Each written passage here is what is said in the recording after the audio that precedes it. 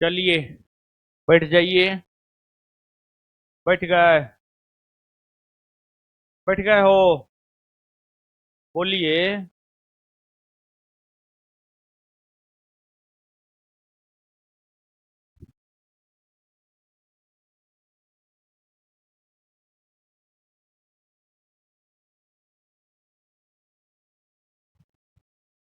ए बुटी।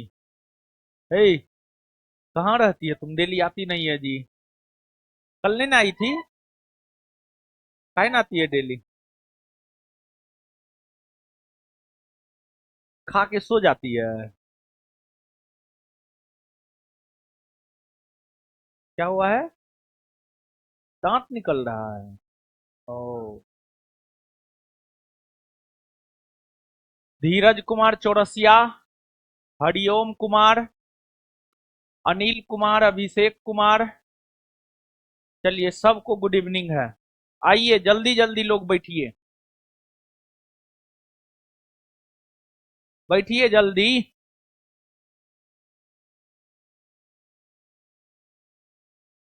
किसका मोबाइल है वो?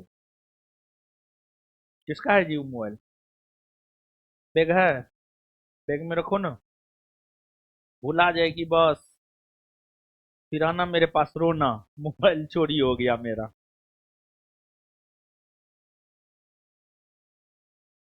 चलिए। क्या हाल चाल है? ठीक है। तो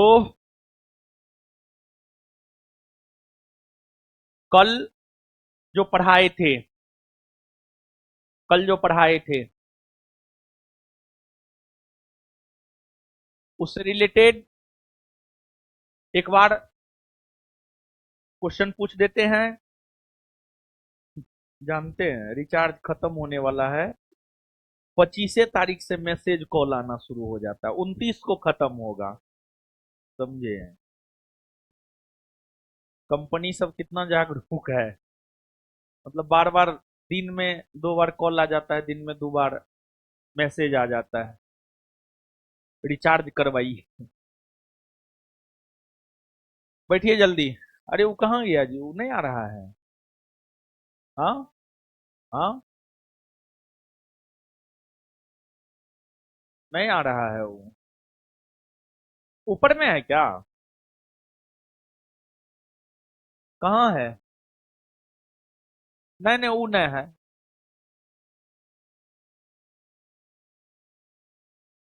शादी में गया है? ओ। बताइए, जवाब दीजिए तो।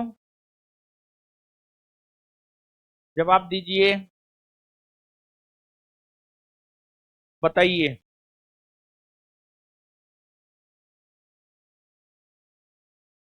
दक्षिण भारत की सबसे ऊंची पर्वत चोटी? अनाई मुदी। पूर्वी घाट पश्चिमी घाट कहाँ मिलती है? नीलगिरी पहाड़ी। आगे बताइए। भारत के प्रमुख पर्वत श्रेणियों में सबसे दक्षिण में सबसे दक्षिण में स्थित पर्वत श्रेणी कौन है? कार्डमम या इलायची की पहाड़ी?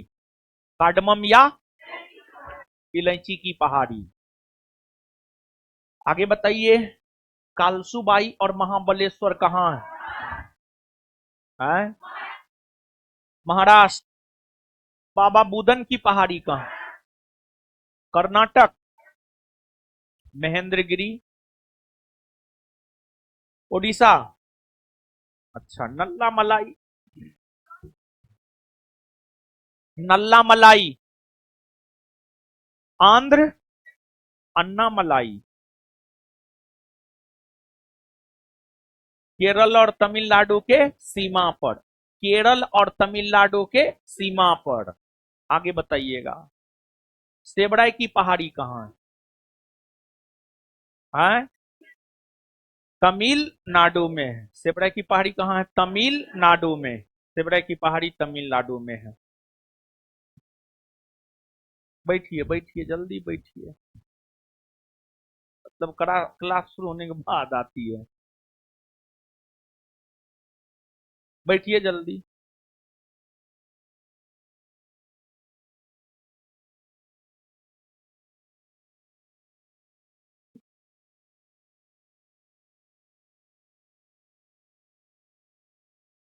देखिए बाबू, अब हम लोगों को कुछ और पहाड़ियों को देखना है, कुछ और पहाड़ियों को देखने के साथ साथ पठार, मैदान, द्वीप, तटीय मैदान, इन सभी चीजों को भी देख लेना है। और साथ ही साथ कुछ दर्रा को भी देखना है, कुछ घाटी को भी देखना है। और फिर उसके बाद इस चैप्टर का थ्योरी खत्म हो जाएगा। और जब थ्योरी एक बार खत्म हो जाएगा तो क्वेश्चन फटाफट बन जाएगा। आज प्रयास करते हैं इस चैप्टर का थ्योरी खत्म कर दे और फिर कल क्वेश्चन आंसर करवा करके जो है चैप्टर खत्म कर दे। तो आइए देखिए, समझिए। देखिए बाबू, आपको जो है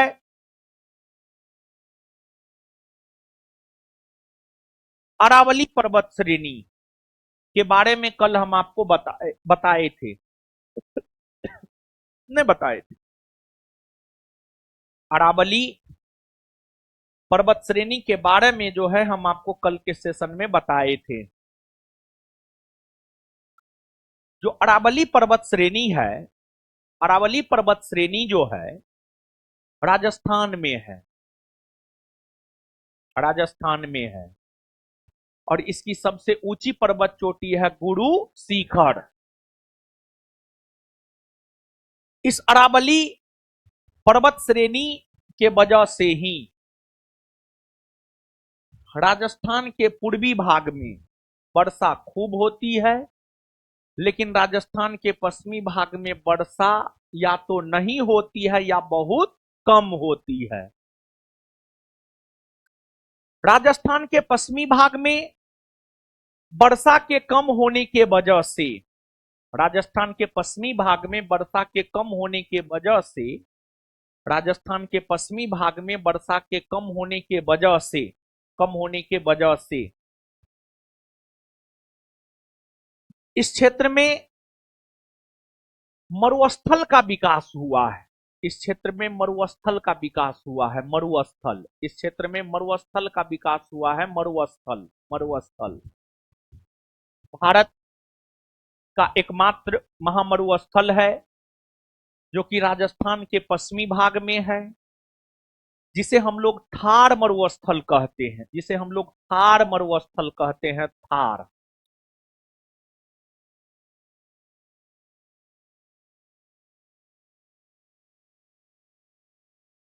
और जहां तक मरुस्थल का सवाल है, मरुस्थल को ही रेगिस्तान भी कहते हैं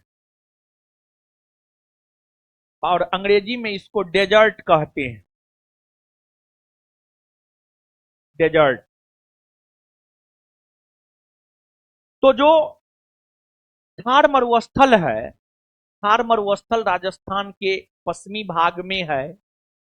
और मरुस्थल, मरुस्थल की अगर हम लोग बात करें तो एक प्रकार से अनउपजाऊ भूमि, एक प्रकार से जो अनउपजाऊ भूमि होती है, उस अनउपजाऊ भूमि को ही मरुस्थल कहते हैं। एक प्रकार से जो अनउपजाऊ भूमि होती है, अनउपजाऊ भूमि को ही हम लोग मरुस्थल कहते हैं।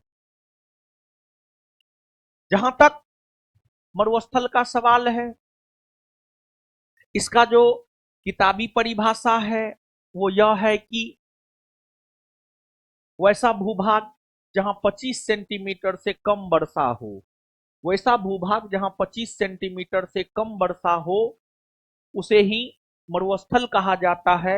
और मरुस्थल अनउपजाऊ भूभाग होता है। अनउपजाऊ मरुस्थल जो है आपको अनउपजाऊ भूभाग होता है।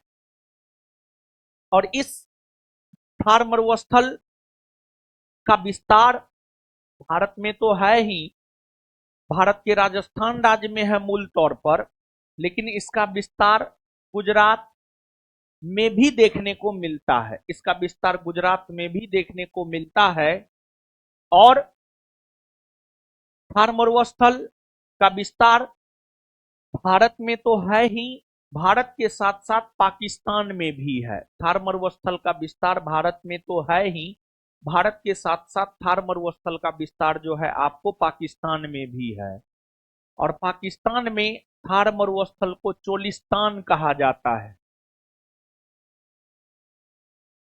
पाकिस्तान में थार मरुस्थल को जो है आपको चोलिस्तान कहा जाता है। और जो थार मरुस्थल है यह गर्म प्रकृति का मरुस्थल है, गर्म गर्म प्रकृति का मरुस्थल है। जब आप मरुस्थल को पढ़ते हैं, मरुस्थल तीन प्रकृति का होता है।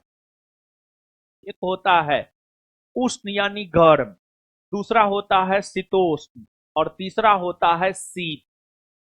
मरुस्थल की अगर हम लोग बात करें तो मरुस्थल तीन प्रकार का होता है। एक होता है उष्ण यानी गर्म, दूसरा होता है शीतोष्ण और तीसरा होता है शीत। तीसरा होता है शीत, तीसरा शीत मरुस्थल होता है।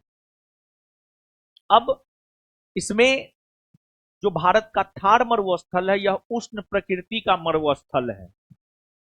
और विश्व में सभी मरुस्थलों में सर्वाधिक मानव जनघनत्व वाला मरुस्थल थार है। विश्व के सभी मरुस्थलों में अगर देखा जाए तो विश्व के सभी मरुस्थलों में सर्वाधिक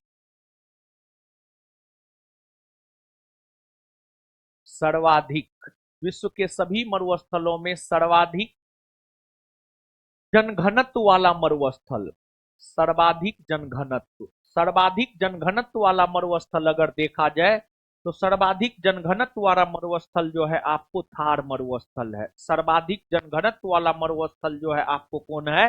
थार मरुस्थल। थार मरुस्थल सर्वाधिक जनघनत्व वाला मरुस्थल है। देखिए सर्वाधिक जनघनत्व का मतलब क्या है? देखिए बाबू, अब जैसे मान लिया जाए मरुस्थल है यानी अनउपजाऊ भूमि है, मरुस्थल है यानी अनउपजाऊ भूमि है। अब अगर मान लिया जाए कि अनउपजाऊ भूमि है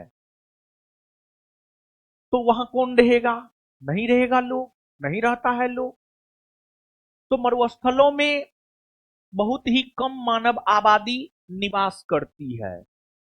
लेकिन थार मरुस्थल में प्रति वर्ग किलोमीटर 82 से 83 लोग रहते हैं। थार मरुस्थल में प्रति वर्ग किलोमीटर 82 से 83 लोग रहते हैं। इतना जनघनत्व तो किसी अन्य मरुस्थल का नहीं है। जनघनत्व मतलब एक वर्ग किलोमीटर में लोगों की जो संख्या होती है वही जनघनत्व कहलाता है। एक वर्ग किलोमीटर में कितने लोग निवास करते हैं वही उस भौगोलिक एरिया का, भौगोलिक क्षेत्रफल का, आपको वही उस भौगोलिक एरिया या भौगोलिक क्षेत्रफल का जो है आपको जनघनत्व कहलाता है। तो विश्व के सभी मरुस्थलों में सर्वाधिक जनघनत्व वाला मरुस्थल अगर देखा जाए तो विश्व के सभी मरुस्थलों में सर्वाधिक जनघनत्व वाला मरुस्थल जो है आपको कौन है? थार। कौन है? थार। थार मरुस्थल है, थार मरुस्थल है। और थार मरुस्थलीय भाग में जो है आपको लूनी नदी जो है थार मरुस्थलीय भाग में ही बहती है। और आपको अगर देखा जाए तो जिस प्रकार भारत के राजस्थान राज्य में थार मरुस्थल है उसी प्रकार जो है गुजरात में जो कच्छ का रण है, गुजरात में जो कच्छ का रण है उसे सफेद मरुस्थल कहा जाता है। गुजरात में जो कच्छ का रण है, कच्छ का रण, गुजरात में जो कच्छ का रण है उसे सफेद मरुस्थल कहा जाता है। सफेद, सफेद मरुस्थल कहा जाता है, सफेद। और फिर लद्दाख में जो लेह है इसे शीत मरुस्थल कहा जाता है। शीत मरुस्थल कहा जाता है, शीत मरुस्थल, शीत, शीत मरुस्थल कहा जाता है। समझ गए ना? तो मरुस्थल से संबंधित जो है ये सब बात आपको याद रखना है। अब हम लोग आगे बढ़ते हैं, ठीक है ना। अब आप देखिएगा, बताइए थार मरुस्थल भारत के किस राज्य में है? हाँ? राजस्थान में ना है। थार मरुस्थल का विस्तार भारत के साथ साथ और कौन देश में है? पाकिस्तान में ना। थार मरुस्थल का विस्तार भारत के साथ साथ जो पाकिस्तान में है, पाकिस्तान में थार मरुस्थल को क्या कहते हैं? क्या कहते हैं? क्या कहते हैं? चोलिस्तान कहते हैं। आगे बताइएगा, एक एक जो है मरु मरुस्थल राष्ट्रीय उद्यान करके है, या डेजर्ट डेजर्ट राष्ट्रीय उद्यान करके है, ठीक है, डेजर्ट राष्ट्रीय उद्यान करके है। तो जो डेजर्ट राष्ट्रीय उद्यान है वो भी राजस्थान में ही है। डेजर्ट राष्ट्रीय उद्यान कहाँ है? राजस्थान। डेजर्ट राष्ट्रीय उद्यान कहाँ है? डेजर्ट राष्ट्रीय उद्यान कहाँ है? राजस्थान में। डेजर्ट राष्ट्रीय उद्यान कहाँ है? राजस्थान में है। राजस्थान में है। और थार मरुस्थल किस प्रकृति का है? बताइए। उष्ण या गर्म? थार मरुस्थल किस प्रकृति का है? उष्ण या गर्म? थार मरुस्थल किस प्रकृति का है? उष्ण या गर्म? सर्वाधिक मानव जनघनत्व वाला मरुस्थल कौन है? सर्वाधिक मानव जनघनत्व वाला मरुस्थल भारत का सफेद मरुस्थल किसे कहा जाता है? भारत का सफेद मरुस्थल, भारत का सफेद मरुस्थल, भारत का शीत मरुस्थल, भारत का शीत मरुस्थल किसे कहा जाता है? इतना बात समझ में आया? याद हो न गया? चलिए अब देखिएगा बाबू, आप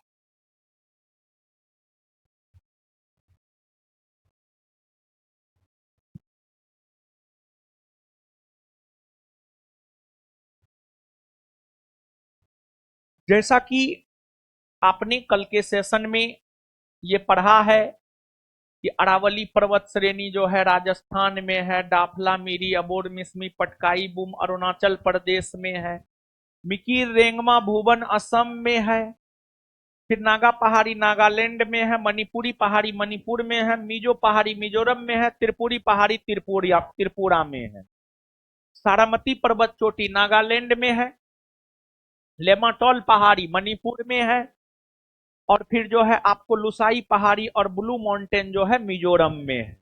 फिर गारो खासी, जयंतिया, नोकरेक, कैलाश, चेरापूंजी ये सब मेघालय में है। ये सब मेघालय में है। इन पर्वतों के अलावे और भी कई सारे पर्वत है जो भारत के अलग अलग राज्यों में है। और भी कई सारे पर्वत है जो भारत के अलग अलग राज्यों में है। और भी जो कई सारे पर्वत है जो भारत के अलग अलग राज्यों में है। तो कौन पर्वत भारत के कौन राज्य में है, इस बात को भी जो है आपको याद रखना पड़ेगा। जैसे अगर देखा जाए, गुजरात राज्य है। गुजरात राज्य में कई सारी पहाड़ियां हैं। जैसे अगर हम लोग गुजरात राज्य की ही बात करें तो गुजरात राज्य में कई सारी पहाड़ियां हैं। कच्छ की पहाड़ी, कच्छ पहाड़ी, मांडव पहाड़ी, बड़दा पहाड़ी, गिरनार पहाड़ी, गिर पहाड़ी, गिरनार पहाड़ी, गिर पहाड़ी, गिरनार पहाड़ी, गिर पहाड़ी, कच्छ पहाड़ी, मांडव पहाड़ी, बड़दा पहाड़ी, गिरनार पहाड़ी, गिर पहाड़ी। ये सभी पहाड़ी अगर देखा जाए तो ये सभी के सभी पहाड़ी जो है आपको गुजरात में है। ये सभी के सभी पहाड़ी जो है आपको कहां है? गुजरात में। गुजरात में है। फिर इसके अलावे अगर देखा जाए बाबू, तो जिस प्रकार आपने यह जाना है कि ओडिशा में महेंद्रगिरी की पहाड़ी है, और ओडिशा में सिर्फ महेंद्रगिरी की पहाड़ी नहीं है बल्कि और भी कई सारी पहाड़ियां हैं जो कि ओडिशा में स्थित है। जैसे कि आपको गडजात पहाड़ी,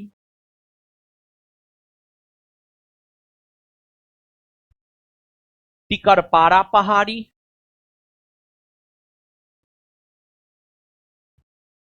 अस्सिया पहाड़ी, नयागढ़ पहाड़ी,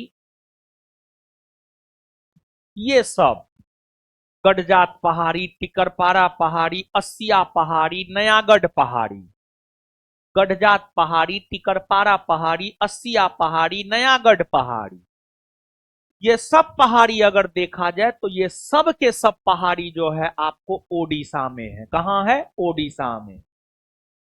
उसी प्रकार झारखंड में पारसनाथ की पहाड़ी है। झारखंड की अगर हम लोग बात करें तो यहां पर पारसनाथ की पहाड़ी है, और जो पारसनाथ की पहाड़ी है यह जैनियों के लिए प्रसिद्ध है, जैन धर्म के लिए प्रसिद्ध है, या जैनियों के लिए प्रसिद्ध है, या जैन धर्म के लिए प्रसिद्ध है। फिर इसके बाद बंगाल, बंगाल की अगर हम लोग बात करें तो बंगाल में जो है आपको टाइगर पहाड़ी है, टाइगर पहाड़ी है। फिर आपको दार्जिलिंग पहाड़ी है, टाइगर पहाड़ी है, दार्जिलिंग पहाड़ी है। ये सब जो है आपको बंगाल में है। टाइगर पहाड़ी हो गया, दार्जिलिंग पहाड़ी हो गया, ये सब आपको बंगाल में है। उसी प्रकार आपको सिक्किम में आपने जाना है, हिमालय में स्थित जो भारत की सबसे ऊंची पर्वत चोटी है, हिमालय में स्थित भारत की सबसे ऊंची पर्वत चोटी कंचनजंगा है। जो कंचनजंगा जो है आपको सिक्किम में स्थित है। जो कंचनजंगा जो है आपको कहां स्थित है? सिक्किम में। जो कंचनजंगा सिक्किम में स्थित है। उसी प्रकार अगर देखा जाए, उसी प्रकार बाबू अगर देखा जाए तो कंचनजंगा के अलावा, उसी प्रकार अगर देखा जाए तो कंचनजंगा के अलावा, कंचनजंगा के अलावा जो है आपको छोमोयुमो पर्वत, छोमोयुमो छोमोयुमो पर्वत, पोहुनरी पर्वत, पोहुनरी पर्वत, संडकफू पर्वत, ये सब अगर देखा जाए तो ये सब के सब जो है आपको सिक्किम में है। ये सब अगर देखा जाए तो ये सब के सब कहां है? आपको सिक्किम में है। उसी प्रकार अगर अपने बिहार की बात करें हम लोग तो बिहार में केमूर की पहाड़ी है, केमूर हिल है, बिहार में केमूर हिल है। सोमेश्वर की पहाड़ी है, सोमेश्वर की पहाड़ी हो गया। सोमेश्वर की पहाड़ी के बाद जो है आपको केमूर की पहाड़ी हो गया। ये सब जो है आपको अपने बिहार में है। ये सब अगर देखा जाए तो ये सब अपने बिहार में है। तो यहां पर हमने आपको भारत के अन्य राज्यों में स्थित कुछ और पहाड़ियों से अवगत करवाया है। भारत के अन्य राज्यों में स्थित कुछ और भी पहाड़ियों से अवगत करवाया है। तो इन पहाड़ियों को भी आप याद रखिएगा। और इसी क्रम में एक और शेषाचलम की पहाड़ी जो है आपको आंध्र प्रदेश में है। एक और शेषाचलम की पहाड़ी अगर देखा जाए तो जो शेषाचलम की पहाड़ी है वह आपको आंध्र प्रदेश में है। शेषाचलम की पहाड़ी कहाँ है? आंध्र प्रदेश में। शेषाचलम की पहाड़ी कहाँ है? आंध्र प्रदेश में। तो ये सब पहाड़ियों के बारे में भी जो है आपको याद रखना है। और इन पहाड़ियों के अलावे और भी आप बाबू कुछ जानिए। जैसे कि महाराष्ट्र, अगर महाराष्ट्र की हम लोग बात करें तो महाराष्ट्र में भी कई सारी पहाड़ियां हैं। जैसे कि अजंता हो गया, अजंता हो गया, अजंता के बाद और भी सतमाला हो गया, सतमाला हो गया, हरिश्चंद्र हो गया, हरिश्चंद्र हो गया। तो अजंता, सतमाला, हरिश्चंद्र, ये तमाम ऐसी पहाड़ियां हैं जो कि आपको महाराष्ट्र में स्थित है, जो कि आपको महाराष्ट्र में स्थित है। ये सभी पहाड़ियां जो है आपको कहां स्थित है? महाराष्ट्र में। तो पहाड़ियों के बारे में जो प्रश्न पूछा जाता है, पहाड़ियों के बारे में अगर देखा जाए तो जो पहाड़ियों के बारे में प्रश्न पूछा जाता है जब आप बिहार दरोगा का PYQ करते हैं तो आप यह पाते हैं सामान्य तौर पर पहाड़ियों के बारे में यह पूछा जाता है कि कौन पहाड़ी किस राज्य में स्थित है, कौन पहाड़ी किस राज्य में स्थित है। तो आपको कल के सेशन में भी कुछ पहाड़ी बताए थे, उससे पहले के सेशन में भी कुछ बताए थे, और कुछ जो है आज भी हम आपको बताए, ठीक है ना। तो आइए एक बार इन तमाम चीजों का जो है हम लोग क्या कर लेते हैं, रिवीजन। क्या कर लेते हैं, रिवीजन, रिवीजन कर लेते हैं। बताइए कच्छ पहाड़ी कहाँ है, कच्छ पहाड़ी, कच्छ पहाड़ी, मांडव पहाड़ी, मांडव पहाड़ी, बरदा पहाड़ी, बरदा पहाड़ी, गिरनार पहाड़ी, गिर पहाड़ी। एक बार फिर से, कच्छ, कच्छ पहाड़ी, मांडव, बरदा, गिरनार, गिर। गुजरात में कौन कौन है बताइए।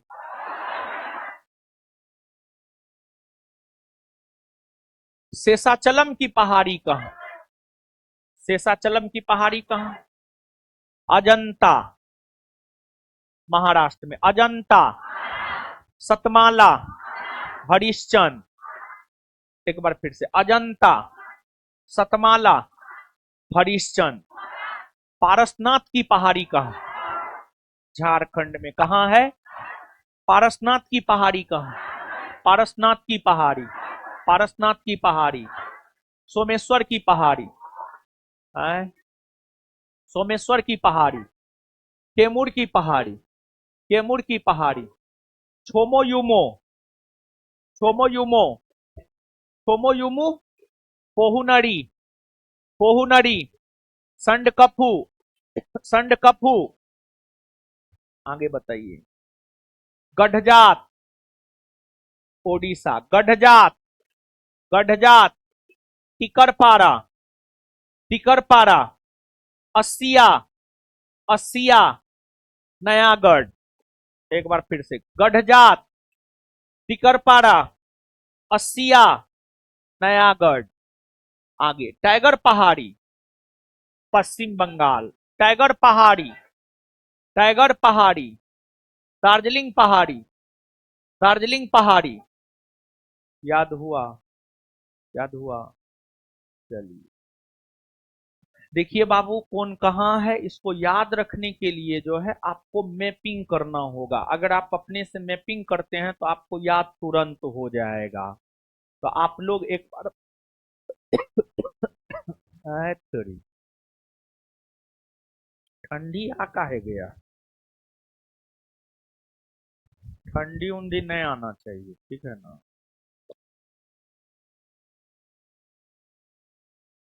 हाँ।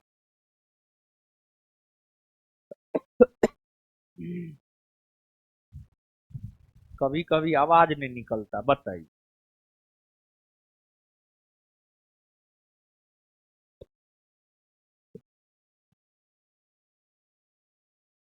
चलिए, तो आप सब लोग मैपिंग करने का प्रयास कीजिएगा, लेकिन आप कितना कीजिएगा वो हमको भी पता है।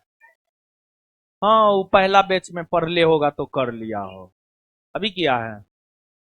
चलिए, कर लिए हैं तो बहुत बढ़िया है। आप लोग मैपिंग किए थे ना जी। एगो लड़का हमको मैपिंग दिया था, पता नहीं क्या हो गया, कहाँ रख दिए, मिल नहीं रहा है। तो कोई अगर फर्स्ट एसआई बैच या सेकंड एसआई बैच के कोई हैं, पूरा मैपिंग किए हुए हैं, बढ़िया राइटिंग उटिंग है, तो हमको थोड़ा कॉपी दीजिएगा ना, कॉपी दीजिएगा ना, तो करेंगे ई कि वो मैपिंग वाला जो है ना फोटो कॉपी करवा के ऑफिस में रखवा देंगे, आप लोग ले लीजिएगा, ठीक है। मतलब इस बैच के बच्चा को भी वो मिल जाए, ठीक है। कोई है जी, कोई है बढ़िया प्राणी। नहीं नहीं, नया नहीं बनाना, बहुत से पूरा इंडियन ज्योग्राफी करवाए हैं मैपिंग, फर्स्ट एसआई बैच में पूरा इंडियन ज्योग्राफी लोग किया है। किसका क्या हुआ,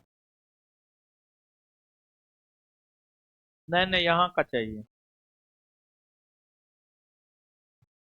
कोई नहीं है जी, बढ़िया राइटिंग है। किसके पास है, लड़की आपके पास है, पूरा है। लेते आइएगा, तो आप कल लेते आइएगा तो। और इधर लड़का कौन हाथ खड़ा किया था? है, लेते आइएगा तो, कल लेते आइएगा, थोड़ा देखेंगे। हाँ यो वाह, वाह रे बहादुर, बढ़िया है। हम जिस हीरा को खोज रहे थे तो मिल गया मेरा।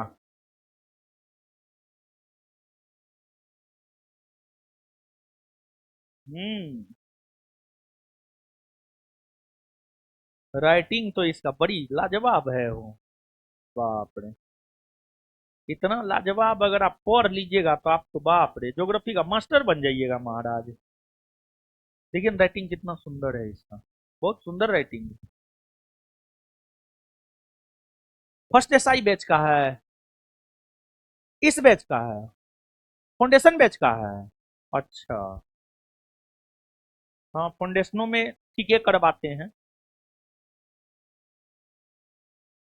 फाउंडेशन में भी तो करवे करते हैं मैपिंग। फाउंडेशन में भी यही बोलते हैं आप लोग करके लाइएगा, तो बहुत बच्चा करता है, बहुत बच्चा नहीं करता है।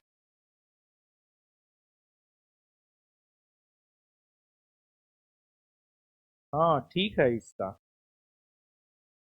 ठीक है, लेकिन इसमें थ्योरी वोरी भी बहुत लिखा हुआ है। राइटिंग तो बड़ी लाजवाब है इसका जी। अच्छा आप लोग को हम व्यवस्था करके देते हैं, इधर का भी ठीक है, बहुत बढ़िया है। लेकिन दरोगा बैच में जो है इससे ज्यादा दिए, दरोगा बैच में इससे ज्यादा दिए, ठीक है ना।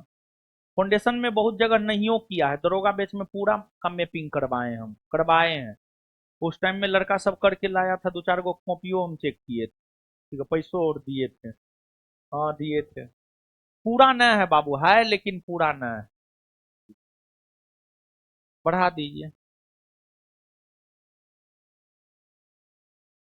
तो लेते आइएगा तो कल, जो बिहार एसआई फर्स्ट बैच के हैं।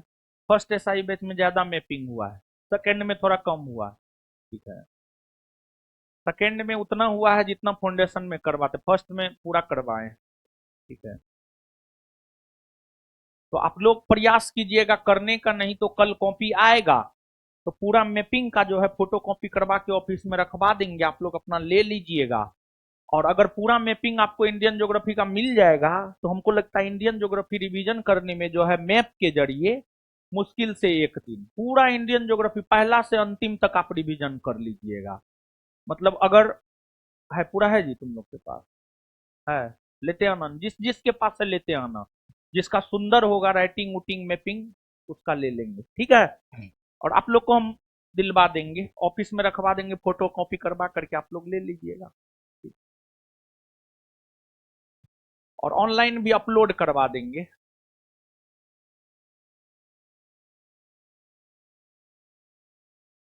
हाँ हाँ हाँ हाँ हाँ।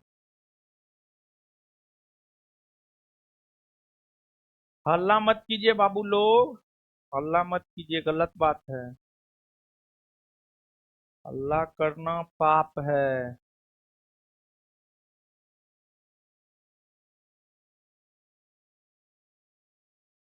चलिए अब आगे आइए। ये तो पर्वत और पहाड़ी के बारे में हुआ। अब देखिएगा बाबू आपको, अब हम लोगों को पठार, पठार, मैदान, द्वीप, इस सब के बारे में पढ़ना है। पठार हो गया, मैदान हो गया, द्वीप हो गया, इस सब के बारे में पढ़ना है। देखिए बाबू, पठार, पर्वत के बाद पठार, पठार, पठार। देखिए बेसिकली अगर हम लोग एकदम सरल भाषा में पठार को समझे कि पठार क्या है, एकदम अगर हम लोग सरल भाषा में पठार को समझे कि पठार क्या है, पठार क्या है, तो पठार की अगर हम लोग बात करें, पठार की अगर हम लोग बात करें तो पठार, पठार की औसत ऊंचाई 500 मीटर से 600 मीटर के बीच में होता है, या इससे ऊंचा भी होता है। मतलब एक औसत ऊंचाई, औसत शब्द का तो प्रयोग हम कर ही दिए हैं। पठार भी एक प्रकार से ऊंचा स्थल ही होता है, परंतु पठार की ऊंचाई कम होती है पर्वत के तुलना में। जो है पर्वत के तुलना में अगर देखा जाए तो पर्वत के तुलना में पठार की ऊंचाई जो होती है वो आपको कम होती है। पर्वत के तुलना में जो पठार की ऊंचाई होती है, पठार की ऊंचाई कम होती है। और पठार का जो ऊपरी भाग होता है वह मेजाकार होता है या सपाट होता है। मेजाकार होता है या सपाट होता है, सपाट। मेज समझ रहे हैं ना? अरे टेबल, उसका ऊपरी हिस्सा कैसे होता है? इसे रहता है ना, इसे सपाट रहता है ना जी। हाँ, हाँ वो भी कह सकते हैं। तो पठार का जो ऊपरी हिस्सा होता है वो सपाट होता है, उसमें ढाल नहीं होता है, उसमें ढाल नहीं होता है। और जहां तक भारत में पठारों का सवाल है, भारत में अनेकों पठार हैं। जैसे बुंदेलखंड का पठार हो गया, बघेलखंड का पठार हो गया, दक्कन का पठार हो गया, मालवा का पठार हो गया, मेवाड़ का पठार हो गया, दंडकारण्य का पठार हो गया, छोटा नागपुर का पठार हो गया, शिलांग का पठार हो गया। ये सभी भारत के पठार हैं, ये सभी भारत के पठार हैं। इन पठारों में एक प्रायद्वीपीय पठार है। इन पठारों में अगर देखा जाए तो एक प्रायद्वीपीय पठार है, प्रायद्वीपीय पठार।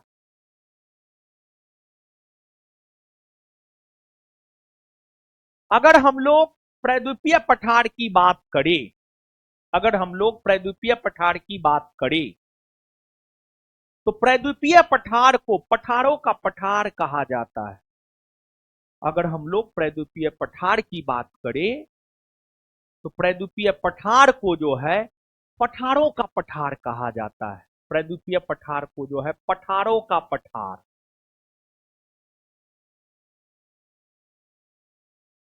प्रायद्वीपीय पठार को अगर देखा जाए तो प्रायद्वीपीय पठार को जो है पठारों का पठार कहा जाता है, पठारों का पठार।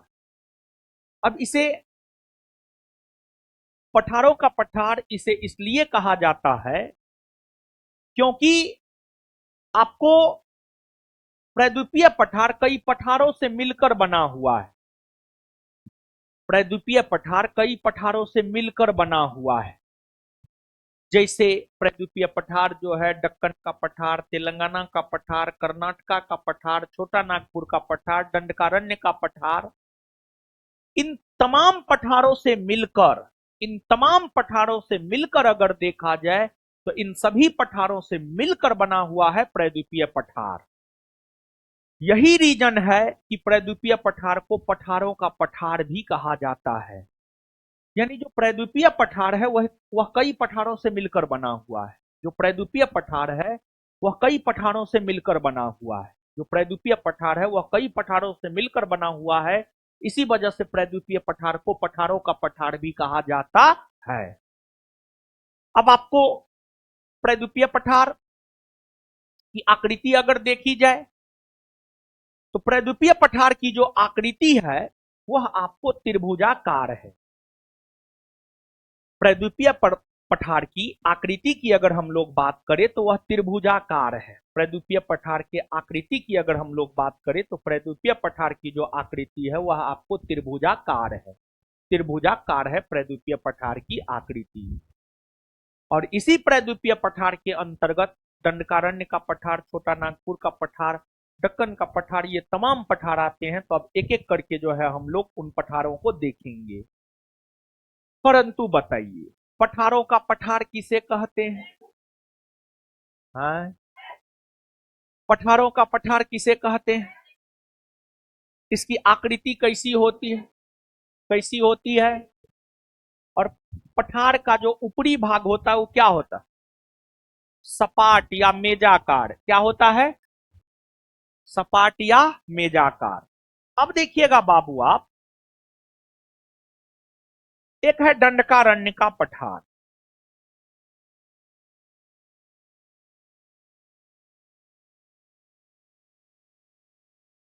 एक है अब आपको दंडकारण्यका पठार, दंडकारण्यका पठार, एक आपको दंडकारण्यका पठार है। जो दंडकारण्यका पठार है, इसको लेकर आपके बिहार दरोगा एग्जाम में प्रश्न आया है। जो दंडकारण्यका पठार है, दंडकारण्यका पठार अगर देखा जाए तो दंडकारण्यका पठार छत्तीसगढ़, ओडिशा, आंध्र प्रदेश, तेलंगाना, महाराष्ट्र, जो दंडकारण्य का पठार है, दंडकारण्य का पठार जो है 5 राज्यों में फैला हुआ है। और दंडकारण्य का पठार जो 5 राज्यों में फैला हुआ है वो राज्य है 1 नंबर में छत्तीसगढ़, 2 नंबर में ओडिशा, 3 नंबर में आंध्र प्रदेश, 4 नंबर में तेलंगाना, 5 नंबर में महाराष्ट्र। दंडकारण्य का पठार इन 5 राज्यों में फैला हुआ है। और यहां से संभवतः आपके बिहार एसआई एग्जाम में प्रश्न भी आया है। और यहां पर विशेष तौर पर इस बात को ध्यान से याद रखना है कि दंडकारण्य के पठार का विस्तार मध्य प्रदेश राज्य में नहीं है। दंडकारण्य के पठार का विस्तार जो है मध्य प्रदेश राज्य में नहीं है। दंडकारण्य के पठार का विस्तार जो है मध्य प्रदेश राज्य में नहीं है। इस बात को विशेष तौर पर याद रखना है। वैसे तो दंडकारण्य के पठार का विस्तार 5 राज्यों में है, परंतु मूल तौर पर दंडकारण्य के पठार का विस्तार छत्तीसगढ़ में है। परंतु मूल तौर पर दंडकारण्य के पठार का विस्तार छत्तीसगढ़ में है। आपको छत्तीसगढ़ के बस्तर इलाका में दंडकारण्य के पठार का मूल तौर पर विस्तार है। और यह पठारी क्षेत्र 3 धातु के उत्पादन के लिए प्रसिद्ध है। यह दंडकारण्य का पठारी क्षेत्र जो है 3 धातु के उत्पादन के लिए प्रसिद्ध है। और इस दंडकारण्य के पठारी क्षेत्र से ही इंद्रावती नामक नदी निकलती है। इंद्रावती नामक नदी निकलती है, जो इंद्रावती गोदावरी की सहायक नदी है। गोदावरी की सहायक नदियों में से एक इंद्रावती नदी जो है दंडकारण्य के पठारी क्षेत्र से ही निकलती है। तो बताइए आप हमको, दंडकारण्य के पठार का विस्तार मूलतः कितने राज्यों में, कौन कौन?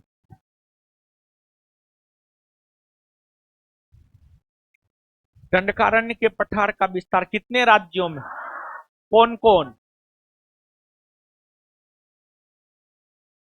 अगर मूल तौर पर किसी एक राज्य के संदर्भ में पूछे तब आए क्या होगा उत्तर? क्या होगा उत्तर? छत्तीसगढ़ उत्तर होगा। क्या होगा उत्तर? छत्तीसगढ़ उत्तर होगा। और यहां से कौन सी नदी निकलती है? इंद्रावती। कौन सी नदी निकलती है? कौन सी नदी निकलती है? कौन सी नदी निकलती है? इंद्रावती। कौन नदी? इंद्रावती नदी निकलती है। और इसके बाद आगे बताइएगा बाबू लोग, दंडकारण्य का पठारी क्षेत्र कौन धातु के उत्पादन के लिए प्रसिद्ध? कौन धातु? कौन धातु? 3 धातु। समझ गए ना? अब एगो चीज सुनिए, जानते हैं, बताएंगे तब ना जानिएगा। तो देखिए, आपको जो है बिहार दरोगा PYQ तो आप लोग अपने से कर रहे हैं ना? बोलिए, कर रहे हैं ना? आप लोग अपने से कर रहे हैं, बहुत बढ़िया है। 1717 पोस्ट, 2446 पोस्ट, 2213 और 1275, ये चारों होमवर्क के जरिए करवा दिए ना हो। अब जो है, जो बचा हुआ है वो होमवर्क के जरिए अब देंगे आज से, ठीक है? एक ई बात कर देते हैं। और दूसरी बात, जहां पर विद्यार्थी को थोड़ा दिक्कत होता है, जिस वजह से मुसल्लफ जिस वजह से आप लोगों का रिजल्ट थोड़ा रुकता है। इकोनॉमिक्स और साइंस बिट्टू झा सर स्वयं पढ़ा रहे हैं, उनसे बढ़िया कोई नहीं पढ़ा सकता है। बिट्टू सर हमको कभी कभी बोलते हैं कि बताइए, हम इतना बढ़िया साइंस पढ़ाते हैं, लेकिन पटना में जो मास्टर गलत सलत पढ़ाता है वही सब जो है साइंस का स्टार बन के बैठल है, जिसको साइंस अबो नहीं करता है। ठीक है। तो हम बोले बिट्टू झा सर को, देखिए सर, बात ऐसन है कि आप अपना फोटो दीजिए ना। फोटो देते हैं? नहीं देते हैं, कहीं नहीं देते हैं हम फोटो। ठीक है। तो बात भी सही है, मतलब बहुत बेहतरीन साइंस पढ़ाते हैं, नो डाउट, समझे। तो आपको जो है इकोनॉमिक्स और साइंस का बिहार दरोगा पीवाईक्यू का डिस्कशन वीडियो रिकॉर्ड करवा रहे हैं। ठीक है। इकोनॉमिक्स और साइंस का डिस्कशन वीडियो रिकॉर्डिंग करवा रहे हैं। और उसमें मतलब बिट्टू सर नहीं कर रहे हैं, हम आपको स्पष्ट कर दे, नहीं वो भी नहीं कर रहे हैं, वो भी नहीं कर रहे हैं। बीपीएससी बैच में इकोनॉमिक्स के एक बहुत अच्छे टीचर को लाए हैं, वो कर रहे हैं। ठीक है ना। अब नाम जान लीजिएगा, जब वीडियो आएगा तो देखिएगा ना। बिहार एसआई फर्स्ट बैच में बिट्टू सर 3 चैप्टर नहीं पढ़ाए थे, गरीबी, बेरोजगारी, पंचवर्षीय योजना, उन्हीं से पढ़वाए। और बिहार एसआई फर्स्ट और सेकेंड बैच का बच्चा मतलब बहुत सराहा कि नहीं, बहुत अच्छा पढ़ाए हैं। और बीपीएससी बैच का बच्चा भी बहुत सराहा। तो उन्हीं से जो है सबसे पहले शुरुआत इकोनॉमिक्स के वीडियो रिकॉर्डिंग से ही करवा रहे हैं, क्योंकि दिक्कत विद्यार्थी को इकोनॉमिक्स में होता है, साइंस में होता है।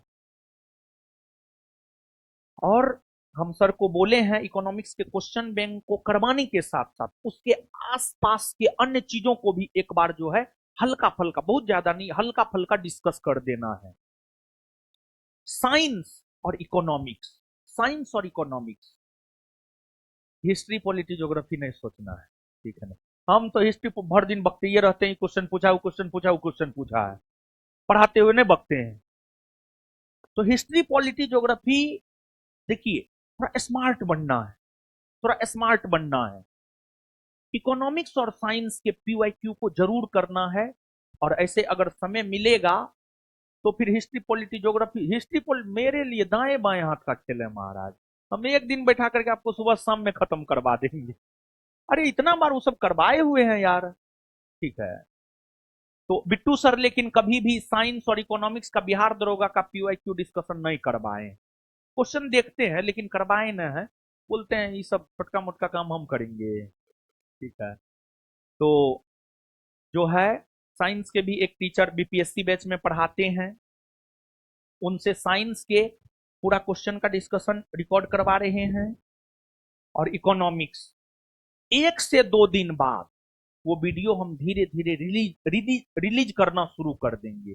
45 मिनट से 1 घंटा का वीडियो होगा, उसको आपको देखना है। स्पेशली इकोनॉमिक्स और साइंस जरूर देखिएगा, हिस्ट्री पॉलिटी ज्योग्राफी नहीं भी देखिएगा तो कोई दिक्कत आपको एग्जाम में नहीं होगा, हमको पता है।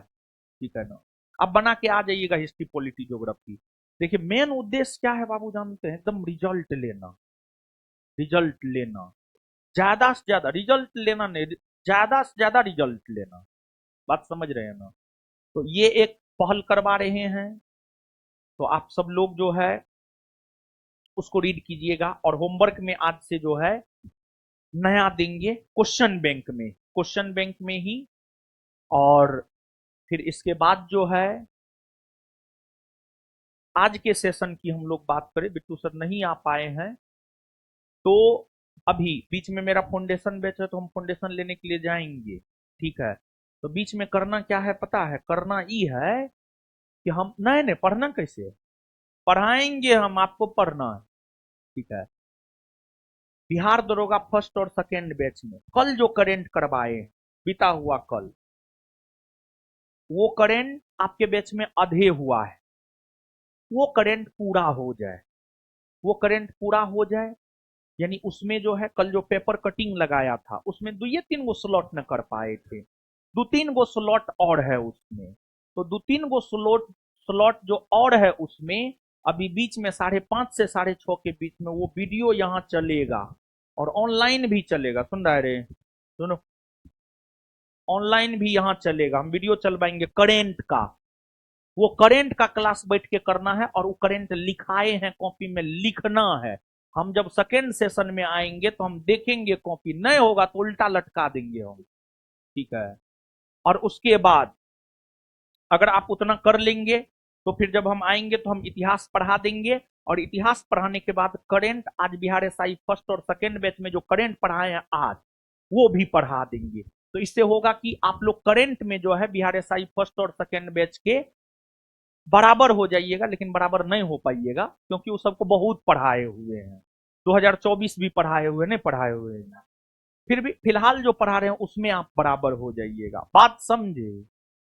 क्या समझे? कुछ समझे? नहीं समझ? समझ गए ना? तो अभी जब हम छोड़ करके जाएंगे तो इधर उधर नहीं करना है। कौन सी का क्लास करना है?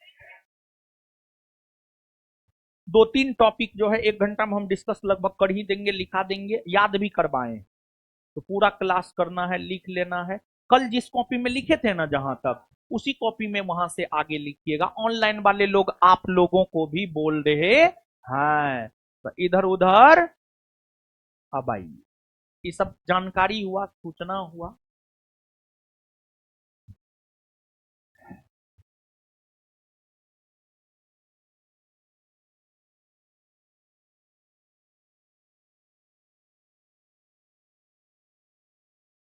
चलिए, इसके बाद बाबू अब आप देखिएगा छोटा नागपुर का पठार, छोटा नागपुर का पठार।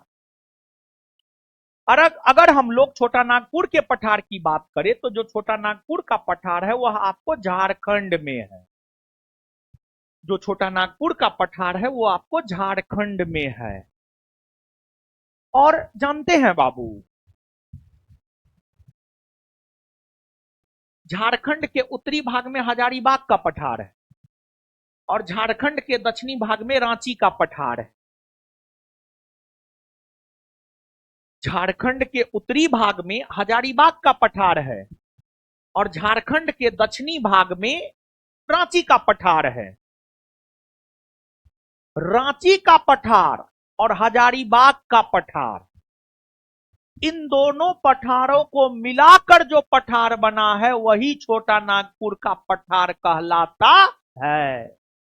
बात समझिएगा, झारखंड के उत्तरी भाग में हजारीबाग का पठार है, झारखंड के दक्षिणी भाग में रांची का पठार है। इन दोनों पठारों को मिलाकर जो पठार बना है उसी को हम लोग छोटा नागपुर का पठार कहते हैं। छोटा नागपुर के पठारी क्षेत्र को भारत का रूर प्रदेश कहा जाता है। क्यों कहा जाता है? तो इस पठारी क्षेत्र में खनिज संसाधनों की काफी उपलब्धता है। छोटा नागपुर के पठारी क्षेत्र में खनिज संसाधनों की उपलब्धता के वजह से, छोटा नागपुर के पठारी क्षेत्र में खनिज संसाधनों की उपलब्धता के वजह से, छोटा नागपुर के पठारी क्षेत्र में खनिज संसाधनों की उपलब्धता के वजह से उसे भारत का रूर प्रदेश कहा जाता है। भारत का रूर प्रदेश कहा जाता है। रूर जर्मनी का एक औद्योगिक क्षेत्र है, रूर जर्मनी का एक औद्योगिक क्षेत्र है। उसी प्रकार भारत का एक औद्योगिक क्षेत्र जो है छोटा नागपुर का पठारी इलाका है। इसके बाद अगर देखा जाए बाबू तो मेवाड़ का पठार है, मेवाड़ का पठार राजस्थान में है, मेवाड़ का पठार राजस्थान में है। फिर मालवा का पठार है, मालवा का पठार मध्य प्रदेश में है। फिर दक्कन का पठार है, दक्कन का पठार महाराष्ट्र और कर्नाटक में है, दक्कन का पठार महाराष्ट्र और कर्नाटक में है। फिर बंगलुरु का पठार है, कर्नाटक में है। तेलंगाना का पठार है, तेलंगाना में है। रॉयलसीमा का पठार है आंध्र प्रदेश और तेलंगाना में है। रॉयलसीमा का पठार है आंध्र प्रदेश और तेलंगाना में है। फिर बुंदेलखंड का पठार है और बघेलखंड का पठार है। बुंदेलखंड का पठार है और बघेलखंड का पठार है। बुंदेलखंड का पठार जो है मध्य प्रदेश और उत्तर प्रदेश में फैला हुआ है। बुंदेलखंड का पठार मध्य प्रदेश और उत्तर प्रदेश में फैला हुआ है। तो वहीं बघेलखंड का पठार अगर देखा जाए तो बघेलखंड का पठार कहां है? आए? छत्तीसगढ़ और यूपी, एमपी। आए? बघेलखंड का पठार, बघेलखंड का पठार अगर देखा जाए तो बघेलखंड का पठार जो है एमपी और छत्तीसगढ़ के सीमा पर है। और इसी बघेलखंड के पठारी क्षेत्र में क्या है? कर्क रेखा और भारतीय मानक समय रेखा, भारतीय मानक समय रेखा आपस में मिलती है, यही ना है। तो इसके बाद शिलोंग पठार जो है मेघालय में है। शिलोंग पठार की हम लोग बात करें तो कहां है? मेघालय में। तो आपको जिस प्रकार छोटा नागपुर का पठार, हजारीबाग का पठार, रांची का पठार झारखंड में है, वैसे ही मेवाड़ का पठार राजस्थान में, मालवा का पठार मध्य प्रदेश में, बुंदेलखंड का पठार मध्य प्रदेश और उत्तर प्रदेश, बघेलखंड का पठार एमपी और छत्तीसगढ़, और फिर रॉयलसीमा का पठार आंध्र प्रदेश और तेलंगाना, तेलंगाना का पठार तेलंगाना में, बेंगलुरु का पठार कर्नाटक में, दक्कन का पठार जो है आपको महाराष्ट्र और कर्नाटक में है, महाराष्ट्र और कर्नाटक में है। तो ये प्रमुख भारत के पठार हुए। इन पठारों के बारे में जो है बाबू आपको याद रखना है। ये प्रमुख भारत के पठार हुए और इन पठारों की अगर हम लोग बात करें तो इन पठारों के बारे में आपको याद रखना है। तो बताइए छोटा नागपुर का पठार कहां है? झारखंड में है। छोटा नागपुर का पठार कहां है? छोटा नागपुर का पठार कहां है? भारत का रूर प्रदेश किसे कहते हैं? छोटा नागपुर के पठार को। भारत का रूर प्रदेश किसे कहते हैं? छोटा नागपुर के पठार को। अच्छा, छोटा नागपुर के पठार को भारत का रूर प्रदेश क्यों कहते हैं?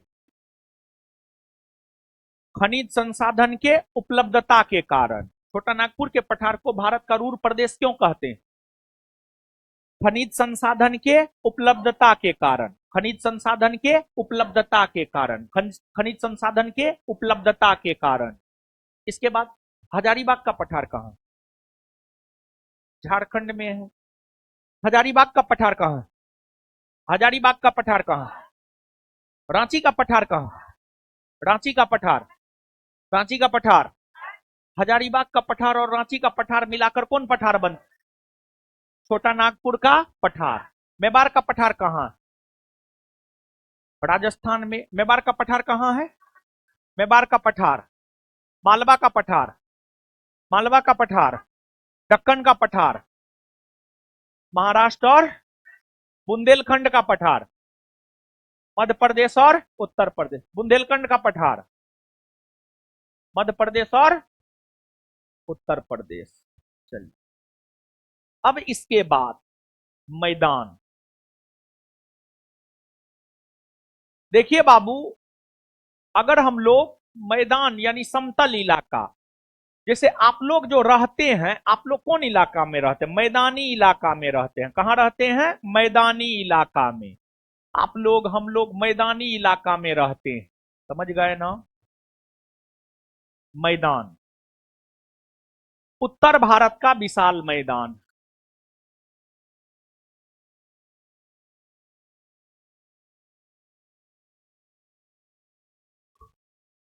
उत्तर भारत का विशाल मैदान। देखिए बाबू, ध्यान दीजिएगा, एक बात आप जानते हैं, जब नदी, नदी का जल चलता है, जब नदी के जल में बहुत ही ज्यादा करंट होता है, जब नदी, हाँ वही धारा,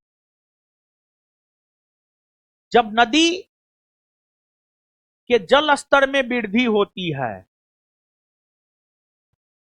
तब नदी के अंतर्गत जल की धारा काफी तीव्र होती है, और वो तीव्र जल की धारा जब बहती है तो अपने साथ बालू, कंकड़, पत्थर, उसके मार्ग में जो आता है सबको बहा कर ले जाती है। उसके मार्ग में जो भी आता है सबको बहा कर ले जाती है। उसके मार्ग में जो भी आता है सबको बहा कर ले जाती है, सबको बहा कर ले जाती है। तो नदी अपने साथ, चश्मा पहन के सोती है जी, मारेंगे तू झापड़ हम मुंह लाल करके, तो करके आया करो न तो आंख निकाल लेंगे, समझिए, अंधा कर देंगे। सुनिए क्या बोल रहे थे, क्या बोल रहे थे? हाँ याद आ गया, याद आ गया, रुकिए नहीं, आगे में बैठ के सोती होती, मारेंगे तू झापड़ हम मुंह लाल हो जाएगा। रात में सोती ना, खा के आई है 4 थाली भात, शरीर तो ऐसा नहीं, शरीर तो एक पौवा जैसा है जी। सुनिए, देखिए बाबू,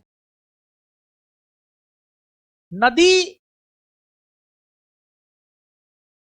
के भीतर जल की जो धारा होती है वो अपने साथ बालू, कंकड़, पत्थर, यानी अवसाद, ये सब अवसाद हुआ, ये सब अवसाद बहा कर ले जाती है। लेकिन एक बात बताइए, नदी की धारा सब जगह तीव्र ही होता है? नहीं, आगे चलकर नदी की धारा की गति मंद भी पड़ती है। नदी के जल की धारा की गति मंद पड़ती है, यानी कम होती है। जब नदियों के जल की धारा की गति कम होती है तो वो अपने साथ बहाकर लाए गए अवसादों को छोड़ते हुए धीरे धीरे आगे बढ़ती है। तो नदी के द्वारा जो अवसाद बहाकर लाया गया है वो अवसाद जो जमा होता है उसी से मैदान का निर्माण होता है। वो अवसाद जो जमा होता है उसी से मैदान का निर्माण होता है। तो मैदान का निर्माण कैसे होता है ये बात हम आपको बता रहे थे। नदियों तथा उसके सहायक नदियों के द्वारा, नदियों तथा उसके सहायक नदियों के द्वारा बहा कर लाए गए अवसादों के निक्षेपण से मैदान का निर्माण होता है, होता है। तो मैदान का निर्माण नदियों के द्वारा बहाकर लाए गए अवसादों के निक्षेपण से होता है। अवसाद यानी बालू, कंकड़, मिट्टी, निक्षेपण यानी जमा करना। तो नदी अपने साथ जो बालू, कंकड़, पत्थर, मिट्टी ये सब बहा करके लेकर के आती है, वो जब एक जगह जमा होता है तो उसी से मैदान का निर्माण होता है। भारत में एक उत्तर भारत का विशाल मैदान है। उत्तर भारत का विशाल मैदान अगर देखा जाए तो उत्तर भारत का विशाल मैदान मूल तौर पर उत्तर प्रदेश और बिहार में फैला हुआ है, लेकिन इसका विस्तार झारखंड और पश्चिम बंगाल में भी देखने को मिलता है। जो उत्तर भारत का विशाल मैदान है, उत्तर भारत का विशाल मैदान अगर देखा जाए तो उत्तर भारत का विशाल मैदान मुख्य तौर पर उत्तर प्रदेश और बिहार में फैला हुआ है, लेकिन इसका विस्तार पश्चिम बंगाल और झारखंड में भी देखने को मिलता है। परंतु उत्तर भारत के विशाल मैदान का सबसे ज्यादा विस्तार उत्तर प्रदेश में है, उसके बाद बिहार में है। तो अब उत्तर भारत के विशाल मैदान का निर्माण, अब उत्तर भारत के विशाल मैदान का निर्माण कौन सी नदियां करती है? तो भारत के उत्तर में गंगा नदी बहती है, ब्रह्मपुत्र नदी बहती है, सिंधु और उसकी सहायक नदी बहती है। तो गंगा, सिंधु, ब्रह्मपुत्र तथा उसकी सहायक नदियों के द्वारा, गंगा, सिंधु, ब्रह्मपुत्र तथा उसकी सहायक नदियों के द्वारा बहाकर लाए गए अवसादों के निक्षेपण से उत्तर भारत के विशाल मैदान का निर्माण होता है। उत्तर भारत के विशाल मैदान का निर्माण होता है और उत्तर भारत के विशाल मैदान को 4 भाग में बांटकर पढ़ते हैं। पंजाब का मैदान, राजस्थान का मैदान, गंगा का मैदान, ब्रह्मपुत्र का मैदान। उत्तर भारत के विशाल मैदान को अगर देखा जाए तो उत्तर भारत के विशाल मैदान को जो है 4 भाग में बांटकर पढ़ते हैं। पंजाब का मैदान, राजस्थान का मैदान, गंगा का मैदान, ब्रह्मपुत्र का मैदान। इससे आगे अगले क्लास में, अब ना है मेरे पास समय, 10 मिनट जाने में भी लगता है, 5:30 बजे से वहां है। बुलाओ दीपेन को बुलाओ। और हाँ, कल जो रात में पढ़ाए हैं पेपर कटिंग से, और अभी जो होगा पेपरे कटिंग होगा, वो हम आते हैं, जितना उसमें पढ़ाया हुआ होगा पूछेंगे, और याद नहीं हुआ लटका के मारेंगे, हम उल्टा लटका के मारेंगे, ठीक है ना? है लगाओ। धन्यवाद। 5:30 बजे से क्लास लाइव होगा, फिर से ऑनलाइन वाले लोग लाइव हो जाइएगा। करेंट का क्लास होगा, रिकॉर्डेड चलेगा, लेकिन आप सब लोग कर लीजिएगा। और फिर 7 बजे से जो है फिर हम आपको हिस्ट्री कंटिन्यू करेंगे, ठीक है ना बाबू? चलिए, होमवर्क दूसरे सेशन में आएंगे तब देंगे। कहां गया जी?